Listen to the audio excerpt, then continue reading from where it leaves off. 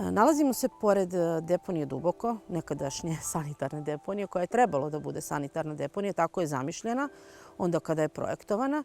Međutim, nestručnim upravljanjem poslednjih godina doveli su do toga da se ovde desila prava ekološka katastrofa. U maju prošle godine izbio je veliki požar. Požar je goreo više od 20 dana.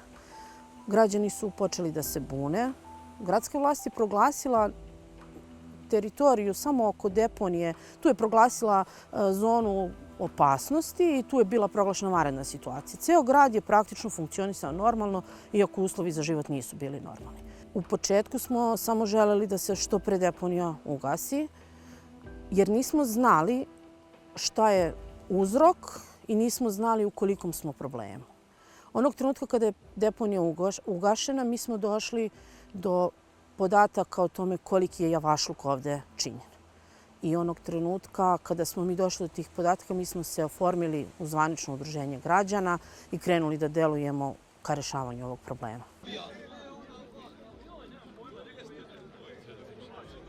Deponija je višestruko premašila svoje kapacitete. Ona je prepunjena, otpad nije odlagan na način koji je propisan za te namene, tako da je došlo do klizišta, deponija je nestabilna, kliza.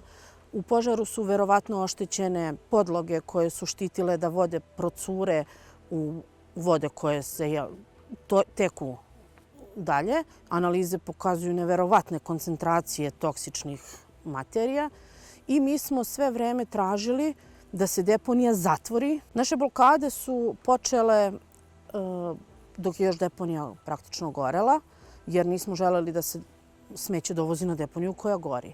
To je bilo raznih malverzacija. Oni su pokušavali da idu sa kamionima Užičkog komunalnog preduzeća, jer smo mi propuštali samo vozila Užičkog komunalnog preduzeća u nekom periodu. Oni su pokušavali da odu u druge gradove sa užičkim kamionima da pokupe smeće i da doteraju. Naravno, ljudi nam jave iz drugog grada. Oni su se bavili tako sitnim. Takvim stvarima su se bavili u samom toku požara, a zamislite šta su tek radili da dovedu do svega toga. Ne stidi se, nikad nisam ništa loše uradio. Bili smo jako organizovani, složni i izdržali smo više od 100 dana na blokadama. Oni su mislili da smo mi neka ekipa koja će da odustane. I 4. novembra prošle godine kada smo mi najavili totalnu blokadu deponije, znači da se deponija mora zatvoriti, oni su na nas izveli sve direktore, radnike javnih preduzeća, a iz deponije su izašli sa bagerima na nas. Tu su bili kordoni policije i bila je jedna onako neverovatna situacija da oni na ljude koji žele dobro svom gradu, koji ne žele više zagađenja, koji žele samo čist vazduh i čistu vodu, izvode bagere sa podignutim kašikama.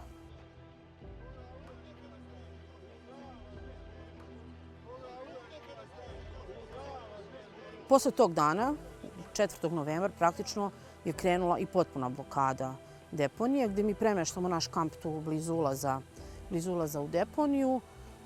I tu smo bili i dalje 24 sata, sve do trenutka dok sud nije naložio da se deponija zatvori. Jedino rešenje za deponiju Užice je totalno zatvaranje, sanacija i rekultivacija. Pre svega da se što hitnije reše procedne vode koje katastrofalno zagađuju Lužničku dolinu, Turski potok i sve pritoke i nadalje ceo tok.